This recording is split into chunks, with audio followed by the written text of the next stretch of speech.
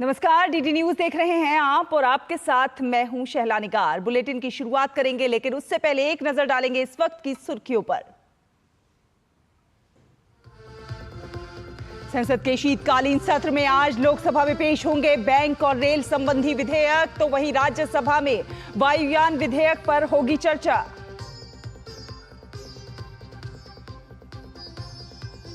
साठ दिन के संघर्ष विराम के लिए सहमत हुए इजराइल और हिजबुल्लाह। आज से प्रभावी होगा फैसला। संयुक्त राष्ट्र ने किया स्वागत। नेतन्याहू ने कहा, अगर हिजबुल्लाह ने तोड़ा समझौता तो होगा हमला। इस्लामाबाद में इमरान खान की रिहाई को लेकर जबरदस्त प्रदर्शन। कम से कम 6 लोगों की मौत, सैकड़ों लोग गिरफ्तार।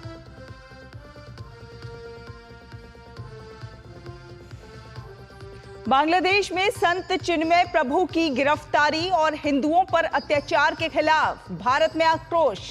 आज कोलकाता में बांग्लादेश उच्चायोग के सामने प्रदर्शन करेगी बीजेपी।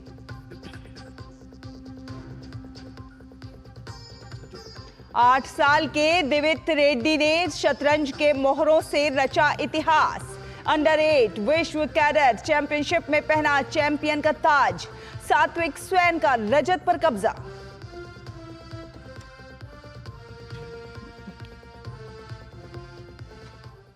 तो चलिए खबरों को विस्तार से देखते हैं। आपको बता दें कि लोकसभा में आज 2 विधेयक चर्चा के लिए पेश किए जाएंगे। वित्त मंत्री निर्मला सीतारमण बैंककारी विधियां संशोधन विधेयक 2024 को सदन में विचार और पारित करने के लिए पेश करेंगी। इस बिल के माध्यम से reserve bank of India act 1934, banking regulation act 1949 और state bank of India act 1955 की धारा को संशोधित किया जाएगा।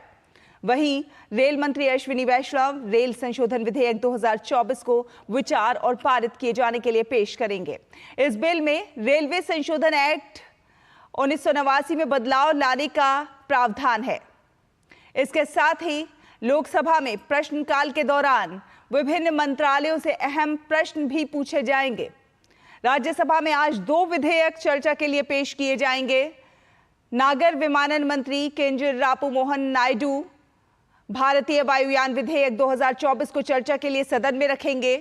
इसके साथ ही पेट्रोलियम और प्राकृतिक गैस मंत्री हरदीप सिंह पुरी तेल क्षेत्र विनियमन और विकास संशोधन विधेयक 2024 को चर्चा के लिए पेश करेंगे। साथ ही साथ उच्च सदन में प्रश्नकाल के दौरान विभिन्न मंत्रालयों से अहम प्रश्न पूछे जाएंगे।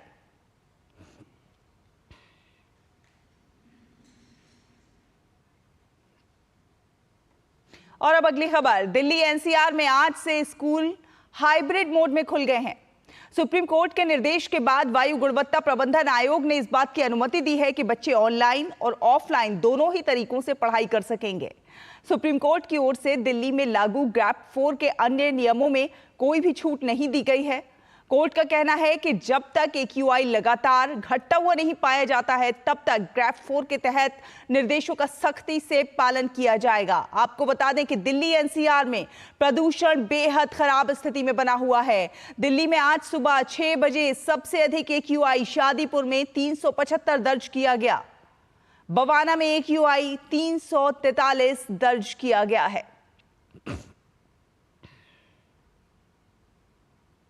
और बांग्लादेश में संत चिन्मय प्रभु की गिरफ्तारी और हिंदुओं पर अत्याचार के खिलाफ भारत में आक्रोश देखने को मिल रहा है। चिन्मय प्रभु की रिहाई की मांग को लेकर भारतीय जनता पार्टी आज कोलकाता में बांग्लादेश उप उच्चायोग के सामने प्रदर्शन करेगी।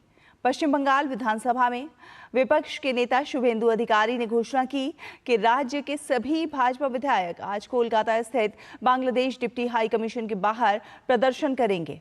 अधिकारियों ने यह भी चेतावनी दी है कि भाजपा कार्यकर्ता उत्तर 24 परगना जिले के पाट्रापोल में भारत बांग्लादेश सीमा पर नाकाबंदी करेंगे।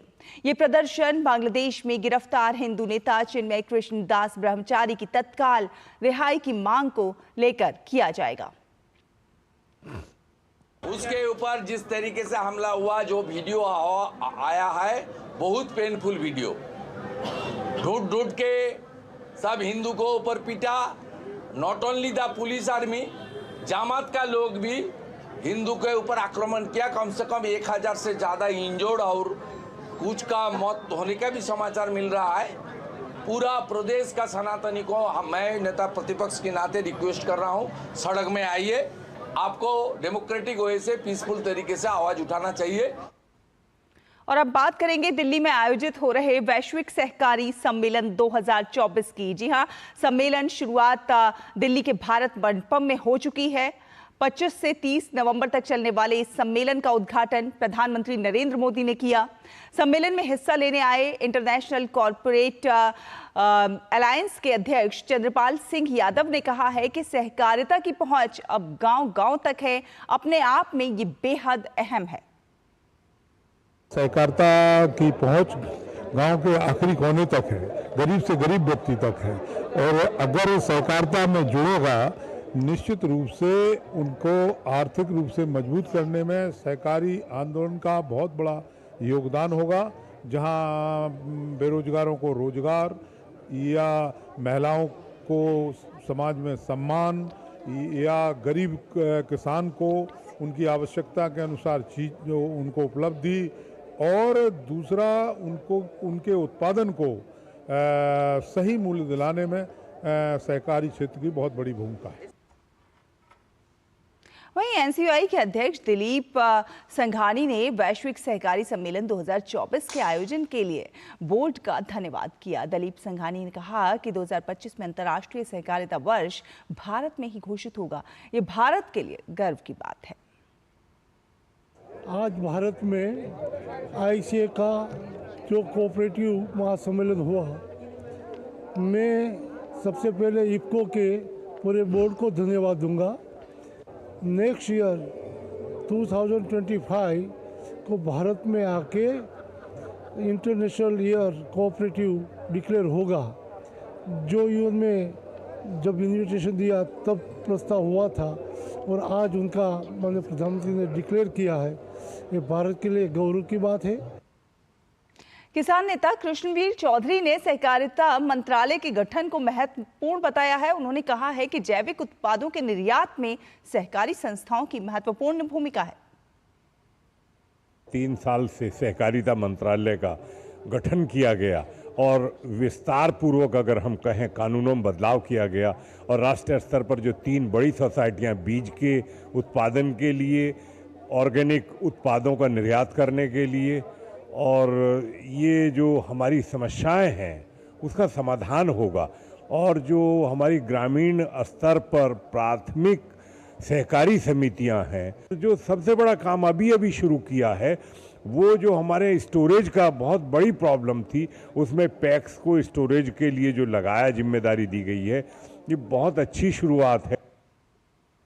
और सहकारिता के शीर्ष संगठन आईसीए के 130 साल के इतिहास में इस बार पहली बार ये सम्मेलन और महासभा का आयोजन भारत में हो रहा है। इसमें कई विदेशी प्रतिनिधि भी हिस्सा ले रहे हैं। कुछ प्रतिनिधियों से बात की है हमारे संवाददाता ने।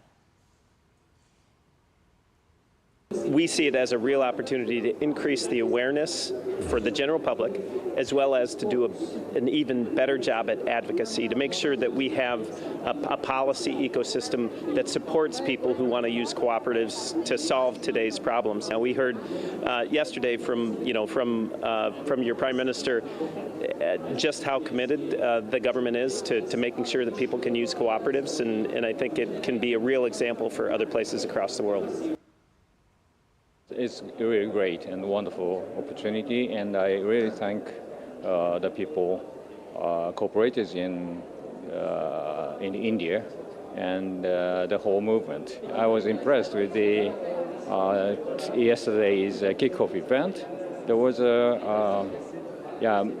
Mr. Prime Minister Modi was there, and he talked about the cooperative, and the cooperative's a really great achievement in this country, and for like 30 minutes, and I think his passion and his own words really impressed us, and I really realized, and also that this is a cooperative country. This has been a great opportunity, really, I come from Europe, I come from Italy, and this is the first time that we have been able to come to the Southeast Asia, and for the first time in India. So I think that this has also been very relevant, culturally speaking, because ICA is not just a movement that is a model, an entrepreneurial model, but is a cultural model. So being in India is also making us from Europe understand more and more other cooperative movements. ICA conducted in India is also very great for us, because for Bhutan being an associate member of ICA, we are attending physically for the first time. Well, not only me, we also have 3 representatives for group and cooperative for Bhutan. They are also attending for the first time the General ICA General Assembly and this global conference. And we are also lucky that India has hosted this ICA after a long time back, and the launch of 2025 Year of Cooperatives is also very great for us. These 4 days in India, for the first time in our history, in 130 years of history of the International Cooperative Alliance, is the first time we organize a global conference here, and this is magnificent. Welcome, really powerful country, a strong cooperative movement, and our expectations are what we're seeing, a full room of cooperators from more than 100 countries coming, a lot of discussions, future-looking discussions, to keep on building the cooperative movement. It's terrific to be here. It's wonderful to have the cooperation of IFCO, our very generous hosts, in organizing this event. Above all, for me, so far, it's been a chance to find out something about the cooperative movement in India. You know, I knew the sort of grand lines of the movement, but it's different to be here, to hear people speak, and to find out the particulars about cooperatives in India. So, for example, I had no idea that of the 3 million cooperatives in the world, 1 in 4 is right here in India. We are very much excited to be here in India. In fact, this was long overdue. India being forced to reckon in terms of cooperative development in the world, not only in Asia Pacific. Definitely we're supposed to have been here even before this 30 years. So it's good that we have started coming. We are here, and it was a great opportunity that is coincided with the International Year of Cooperative. So it's really a very huge and big opportunity for us to know what first-hand people are doing in India. We already knew about it from other sources, but for people to see it and also to celebrate with the other cooperators worldwide. और साल 2025 सेना दिवस का मेजबान शहर पुणे होगा, जिसकी तैयारी जोर शोर से जारी है। और इसी सिलसिले में सेना दिवस की पहली झलक 55वें भारतीय अंतर्राष्ट्रीय फिल्म महोत्सव गोवा में रिलीज की गई, जहां पर विभिन्न अभिनेता और अभिनेत्रियों ने लोगों को पुणे में पहली बार हो रहे प्रतिष्ठित सेना दिवस परेड में आमंत्रित किया।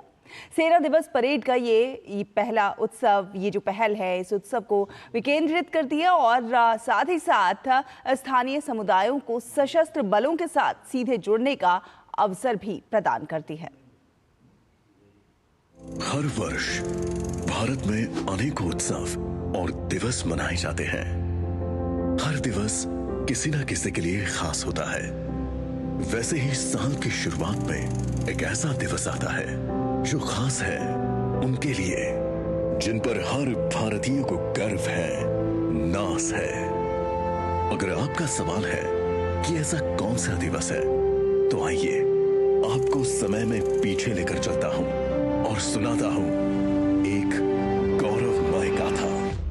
समृद्ध इतिहास से सराबोर शहर पुणे 15 जनवरी 2025 को एक ऐतिहासिक क्षण बनाने के लिए तैयार है, जब वह पहली बार प्रतिष्ठित आर्मी डे परेड की मेजबानी करेगा। इस आयोजन के महत्व को और बढ़ाते हुए भारतीय सेना ने गोवा में भारतीय अंतर्राष्ट्रीय फिल्म महोत्सव में परेड के लिए एक वीडियो लॉन्च किया। वीडियो को दर्शकों से उत्साही प्रतिक्रिया मिली, जिसमें सिने प्रेमी, अंतर्राष्ट्रीय प्रतिनिधि और उद्योग के दिग्गज शामिल थे। आर्मी डे की परंपरा 1949 में शुरू हुई, जिस दिन field marshal KM Cariappa British नेतृत्व के बाद भारतीय सेना के पहले भारतीय कमांडर इन चीफ बने। दशकों से सेना दिवस परेड विशेष रूप से दिल्ली में आयोजित की जाती थी, जिसमें देश की सैन्य शक्ति, रेजिमेंटल परंपराओं और तकनीकी प्रगति का प्रदर्शन किया जाता था। 2023 में इस ऐतिहासिक कार्यक्रम में एक परिवर्तन आया, जब इसे पहली बार राष्ट्रीय राजधानी से बेंगलुरु ले जाया गया। इस बदलाव ने उत्सव को देश भर के नागरिकों के करीब लाने की यात्रा की शुरुआत की। 2024 में लखनऊ इस नई परंपरा को जारी रखते हुए परेड का मेजबान शहर बना। कई मशहूर हस्तियों ने वीडियो में अपना उत्साह व्यक्त किया, सैनिकों के समर्पण की सराहना की और नागरिकों को इस भव्य अवसर का गवाह बनने के लिए प्रोत्साहित किया। मैं आप सभी को पुणे में आयोजित ऐतिहासिक सेना दिवस पर आमंत्रित करता हूं, जहां हम अपने बहादुर सैनिकों की शक्ति और समर्पण को देखेंगे। आइए हम सब मिलकर अपने वीरों का सम्मान करें और अपने देश के गौरव का जश्न मनाएं। जय Hind. Hi everyone, I invite you all to join us for a historic Army Day Parade 2025 in Pune, where we'll witness the strength and dedication of our brave soldiers. It's happening in Pune, Maharashtra for the first time. So let's come together to honor our heroes and celebrate the pride of our nation. सैन्य विरासत के लिए जाने जाने वाला पुणे भारत की रक्षा परिदृश्य में एक महत्वपूर्ण योगदान करता रहा है। पुणे में 2025 की परेड इस विकसित परंपरा में एक और महत्वपूर्ण मील का पत्थर है। मुख्य आकर्षण में ड्रोन और रोबोटिक्स जैसी अत्याधुनिक रक्षा तकनीकों के प्रदर्शन के साथ साथ युद्ध और मार्शल आर्ट प्रदर्शन शामिल होंगे। Jaya Sinha, DD news, Panaji, Goa. 77वां सेना दिवस आप सभी सादर निमंत्रित हैं। जय हिंद। और दुनिया भर की सशक्त कहानियों को प्रदर्शित करने वाली 15 फिल्में 55वें अंतर्राष्ट्रीय फिल्म महोत्सव में प्रतिष्ठित गोल्डन पीकॉक के लिए प्रतिस्पर्धा करने को तैयार हैं। इस वर्ष की प्रतिस्पर्धा में 12 अंतर्राष्ट्रीय और 3 भारतीय फिल्मों का समृद्ध मिश्रण है, जिसमें से प्रत्येक को अपनी अनूठे परिप्रेक्ष्य, आवाज और कलात्मकता के लिए चुना गया है। फिल्म आर्टिकल 370 भी गोल्डन पीकॉक की दौड़ में अपनी दावेदारी पेश कर रही है। आपको दिखाते हैं संवाददाता जया सिन्हा के आर्टिकल 370 के निर्देशक आदित्य सुहास से खास बातचीत। गोल्डन पीकॉक की दौड़ में दुनिया भर से 15 फिल्में चुनी गई हैं और उसमें 3 भारतीय फिल्में शामिल हैं, जिसमें आर्टिकल 370 एक फिल्म है जो इस बार गोल्डन पीकॉक की दौड़ में है। सबसे पहले बहुत बहुत आपको बधाई। आर्टिकल 370 इतनी प्रशंसा मिल रही है और इफ़ी के मंच पर आए हैं। सबसे पहले इफ़ी के मंच पर आपका आना हुआ। बहुत ही अच्छा, यहाँ पे आके ये दूसरी बार आ रहा हूँ मैं। इसके पहले एक शॉर्ट फिल्म थी जिसको जब मैं इफ़ी में ओपन किया था, Indian panorama. So it has been an amazing experience. एक तो आर्टिकल 370 इतनी सक्सेसफुल फिल्म होने के बाद to be honoured to come in to IFFI, यहाँ पे इतने लोगों से मिलना, इतनी अच्छी दिग्गज फिल्मों के साथ खड़े रहना, ये बहुत ही बड़ी बात है। बॉक्स ऑफिस सफलता मिली आर्टिकल 370 को, लेकिन जिस तरह के इसको क्रिटिसिज्म और प्यार दोनों ही मिला है, बहुत स्ट्रॉन्ग सवालों के साथ आपको गुजरना पड़ रहा है यहाँ प्रेस कॉन्फ्रेंस में भी। आज किस तरह से देखते हैं इसकी पूरी फिल्मांकन को? बहुत ही क्लियर विषय था। जब फिल्म करनी थी तो हम जानते थे कि इस तरह की कठिनाइयाँ भी आ जाएंगी, क्रिटिसिज्म भी आने वाला है कि कई जगह पे ये से पॉलिटिकल प्रोपेगेंडा भी कहा जाएगा। लेकिन आप जब शिद्दत से किसी चीज़ को यहाँ से चाहते हो, यहाँ से आप बिलीव करते हो कि ये होना चाहिए था, मैं जेन्युइनली आर्टिकल 370 के साथ जो डिसीजन हुआ एब्रोगेशन का 5 अगस्त 2019 के दिन, उसे मैं सपोर्ट करता हूँ। तो एक बतौर एक डायरेक्टर, बतौर एक स्टोरी टेलर अच्छा लगता है उन चुनौतियों से आगे जाना भी, क्योंकि एक वक्त के बाद लोगों ने अपने आप को समझाया कि यार मुझे तो लग रहा था कि ये प्रोपेगेंडा फिल्म है, लेकिन देखने के बाद मुझे तो नहीं लग रहा है। 2 राष्ट्रीय पुरस्कार जीतने के बाद इस फिल्म को लेकर किस तरह का प्रेशर था? प्रेशर तो मैं कहूँगा, प्रेशर तो हर एक वक्त होता ही है। मुझे अच्छा बैकिंग था आदित्य धर और लोकेश धर, जो B62 स्टूडियोज़ और जियो स्टूडियोज़ जिन्होंने इस फिल्म को प्रोड्यूस किया, जो निर्माते हैं। लेकिन मैं कहूँगा कश्मीर में शूट करना बहुत ही प्यारा था। मैं करीबन 1 साल 2 फिल्में मैंने अभी कश्मीर में शूट की है। दूसरी फिल्म अभी रिलीज़ होने वाली है, बारामुल्ला। तो दोनों फिल्में कश्मीर बेस्ड ही है, तो करीबन 1-1.5 साल के लिए तो मैं कश्मीर में ही था। तो अभी ऐसा मतलब I am happy to say that आज अगर मैं श्रीनगर लैंड करूँगा तो मुझे किसी होटल की ज़रूरत नहीं है। इतने दोस्त बनाए, इतने अच्छे इंसान हैं वहाँ पे जिनको चाहिए कि वहाँ पे अमन हो, वहाँ पे चीज़ें हो। बिल्कुल, यहाँ पर बॉक्स ऑफिस रिकॉर्ड तोड़ने के साथ साथ आर्टिकल 370 ने लोगों के दिलों को भी छुआ है। दुनिया की 15 सर्वश्रेष्ठ फिल्में यहाँ पर इस पुरस्कार के दौर में हैं और उसमें कम्पीट कर रही है आर्टिकल 370। कैमरा पर्सन आलोक के साथ जया सिन्हा, DD न्यूज़, पणजी, गोवा। देश के हर कोने तक विकास और बुनियादी सुविधाएं पहुंचाने की सरकार की जो प्रतिबद्धता है, उसका एक और उदाहरण राजस्थान के बाड़मेर जिले के सुंदरा गांव में देखने को मिला है। आजादी के 77 साल बाद जल जीवन मिशन के तहत पहली बार इस गांव में पीने योग्य मीठा पानी पहुंचा है। देखिए डीडी न्यूज की बाड़मेर से एक खास रिपोर्ट। राजस्थान के बाड़मेर जिले में भारत पाकिस्तान सीमा पर स्थित सुंदरा गांव में जल जीवन मिशन के तहत पहली बार पीने योग्य पानी पहुंचा है। ये पानी सरदार सरोवर बांध से नर्मदा नदी के माध्यम से 728 किलोमीटर की यात्रा कर यहां तक पहुंचा। पहले यहाँ के लोग खारा पानी पीने को मजबूर थे। ग्रामीणों का कहना है कि उन्होंने कभी नहीं सोचा था कि मीठा पानी उनके गाँव तक पहुँचेगा। सरकार के इस कदम से ग्रामीणों में खुशी की लहर है। ऐसा नहीं था कि नहर का पानी इधर आएगा, हमने नहीं सोचा था कि नहीं आएगा। अब ये फिर टांका बनाया, ऐसे बनाया कि बारिश का पानी पकड़ेंगे पियेंगे। वो ये था, ये नहर का कोई संभावना हमारे को नहीं। 2 मटका मिलता था, वो ले आते इधर पानी पीने के लिए, थोड़ा बहुत रखते थे, बाकी ये पानी यूज करते थे। पहले पानी की भारी दिक्कत थी, पानी के लिए कुएं खुदवाए, लेकिन उनका पानी बहुत खारा था। बहुत परेशानियां हुई, सिर पर घड़ा उठाकर पानी लाते थे। मेरा मायका बंदरा गांव में है। जब मैं ससुराल में पहली बार आई थी तो कई दिनों तक यहाँ का पानी गले से नीचे नहीं उतरा था। अब सरकार ने हमारी पीड़ा को समझा, अब हमारे घरों तक मीठा पानी पहुँच गया है। सुंदरा गांव को नर्मदा नहर आधारित पेयजल परियोजना से जोड़ना एक बड़ी चुनौती थी। रेगिस्तान के ऊंचे रेत के टीलों को काटकर पाइपलाइन बिछाई गई। रेत के लगातार खिसकने और कई इलाकों में बिजली न होने जैसी समस्याओं ने काम में काफी रुकावट डाली। अंतर्राष्ट्रीय सीमा पर होने के कारण बाहरी मजदूरों की आवाजाही पर पाबंदियों से भी परियोजना को मुश्किलें झेलनी पड़ी।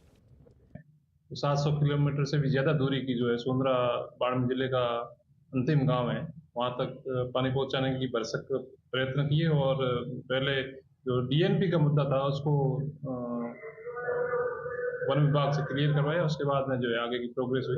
समय लगा लेकिन मंजिल तक पहुंचा। सैंड ड्यून बदलते रहते थे, वो टाइम था, लेकिन अब जो है परिस्थितियां बदल गई। पानी भी आया और भारतमाला से जो है सड़क का काम भी हुआ। जल जीवन मिशन का उद्देश्य देश के हर गांव तक पेयजल पहुंचाना है। इसी पहल के तहत सुंदरा गांव के लोगों को नर्मदा के मीठे पानी की सुविधा मिली है।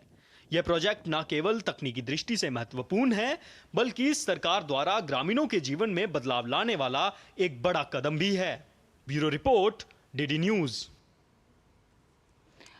और आपको बता दें कि देश के सार्वजनिक प्रसारक दूरदर्शन ने OTT प्लेटफॉर्म के क्षेत्र में कदम रखते हुए हाल ही में वेव्स की शुरुआत की है। ये डिजिटल मीडिया और OTT दर्शकों को एक संपूर्ण इंफोटेनमेंट इकोसिस्टम देता है। अगर आपको भी चाहिए फ्री में शानदार कंटेंट, तो आप भी डाउनलोड कर लीजिए वेव्स। आप देखिए इसे और हमें और हमारी पूरी टीम को दीजिए अनुमति। नमस्कार।